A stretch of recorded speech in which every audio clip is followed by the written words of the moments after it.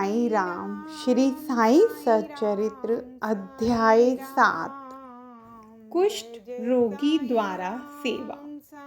माधवराव देशपांडे के द्वारा बाबा का हाथ जल जाने का समाचार पाकर श्री नाना साहेब चांदोरकर मुंबई के सुप्रसिद्ध डॉक्टर श्री परमानंद के साथ दवाइयाँ, लेप, मरहम तथा पट्टियां आदि साथ लेकर शीघ्रता से शिरडी को आए। उन्होंने बाबा से डॉक्टर परमानंद को हाथ की जांच करने और जले हुए स्थान में दवा लगाने की अनुमति मांगी। यह प्रार्थना अस्वीकृत हो गई। हाथ जल जाने के पश्चात एक कुष्ठ रोग पीड़ित भक्त भागोजी शिंदे उनके हाथ पर सदैव पट्टी बांधते थे।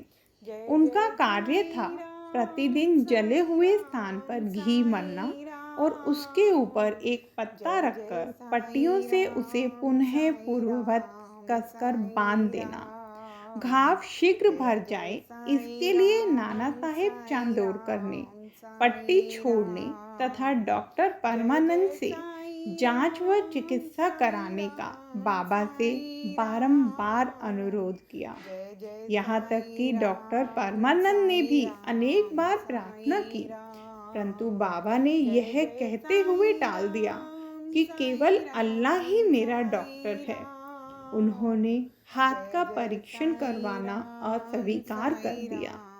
डॉक्टर परमानंद की दवाइयाँ शिरडी के वायुमंडल में न घुल सकी और न उनका उपयोग ही हो सका।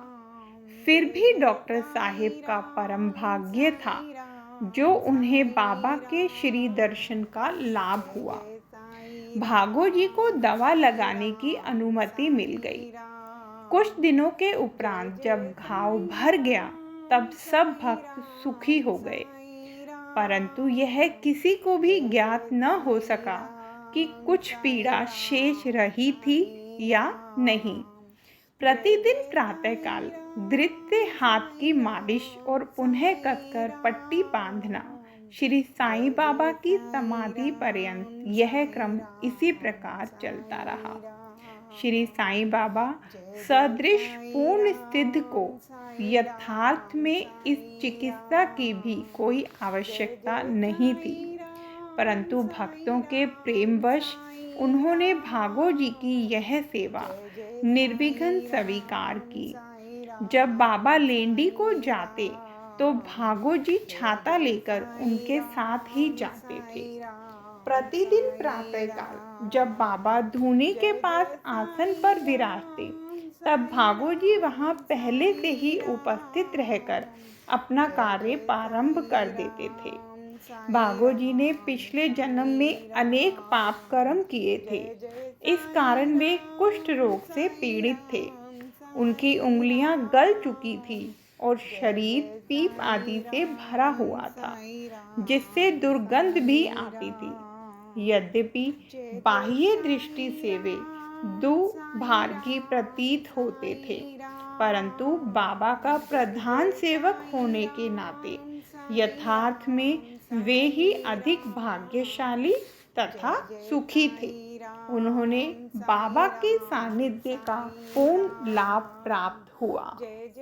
बाबा खापर्डे को प्लेग। अब मैं बाबा की एक दूसरी अद्भुत लीला का वर्णन करूंगा। श्रीमती खापड़े अमरावती के श्री दादा साहेब खापड़े की धर्मपत्नी अपने छोटे पुत्र के साथ कई दिनों से शिरडी में थी। पुत्र तीव्र ज्वर से पीड़ित था। पश्चात उसे प्लेग की गिल्टी भी निकल आई। श्रीमती खापड़े भयभीत हो बहुत घबराने लगी और अमरावती लौट जाने का विचार करने लगी। संध्या समय जब बाबा वायु सेवन के लिए वाड़े के पास से जा रहे थे, तब उन्होंने उनसे लौटने की अनुमति मांगी तथा कंपित स्वर में कहने लगी कि मेरा पुत्र प्लेग से ग्रस्त हो गया है, अतः अब मैं घर लौटना चाहती हूँ। प्रेम पूर्वक उनका समाधान करते हुए बाबा ने कहा, आकाश में बहुत बादल छाए हुए हैं, उनके हटते ही आकाश पूर्ववत स्वच्छ हो जाएगा।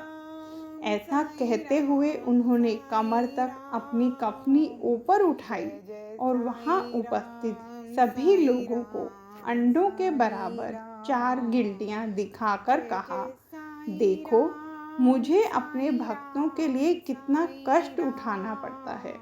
उनके कष्ट मेरे हैं। यह विचित्र और असाधारण लीला देखकर लोगों को विश्वास हो गया कि संतों को अपने भक्तों के लिए किस प्रकार कष्ट सहन करने पड़ते हैं।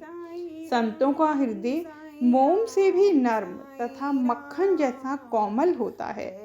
वे अकारण ही भक्तों से प्रेम करते और उन्हें अपना निजी संबंधी समझते हैं। पंढरपुर गमन और निवास। बाबा अपने भक्तों से कितना प्रेम करते और किस प्रकार उनकी समस्त इच्छाओं तथा समाचारों को पहले से ही जान लेते थे, इसका वर्णन कर मैं यह अध्याय समाप्त करूंगा। नाना साहेब चांदोरकर बाबा के परम भक्त थे। वे खानदेश में नंदुरबार के मामलतार थे।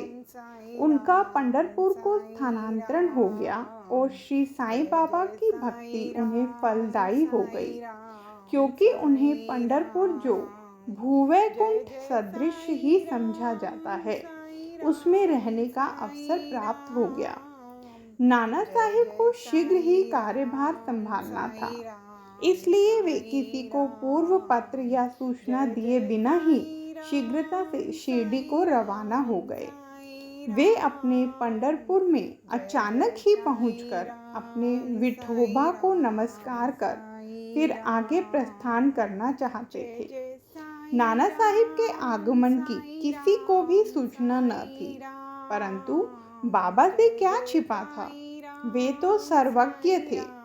जैसे ही नाना साहिब नीमगांव पहुंचे, बाबा पास बैठे हुए मालसापति अप्पा शिंदे और काशीराम से वार्तालाप कर रहे थे। उसी समय मस्जिद में स्तब्धता छा गई और बाबा ने अचानक ही कहा, चलो चारों मिलकर भजन करें। पंढरपुर के द्वार खुले हुए हैं, यह भजन प्रेम पूर्वक गाएं। सब मिलकर गाने लगे। बाबा गाते जाते और भक्तगण उसे दोहराते जाते थे। कुछ समय में नाना साहिब ने वहां सकुटुंब पहुंचकर बाबा को प्रणाम किया।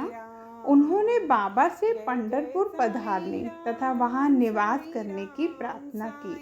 पाठकों, अब इस प्रार्थना की आवश्यकता ही कहाँ थी।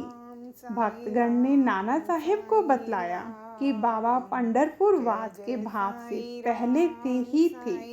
यह सुनकर नाना साहिब द्रवित हो श्री चरणों पर गिर पड़े और बाबा की आज्ञा, उदी तथा आशीर्वाद प्राप्त कर वे पंढरपुर को रवाना हो गए।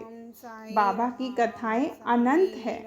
अन्य विषय जैसे मानव जन्म का महत्व, बाबा का भिक्षावृत्ति पर निर्वाह, बाईजाबाई की सेवा तथा अन्य कथाओं को अगले अध्याय के लिए शेष रखकर अब मुझे यहाँ विश्राम करना चाहिए। ओम साईं राम।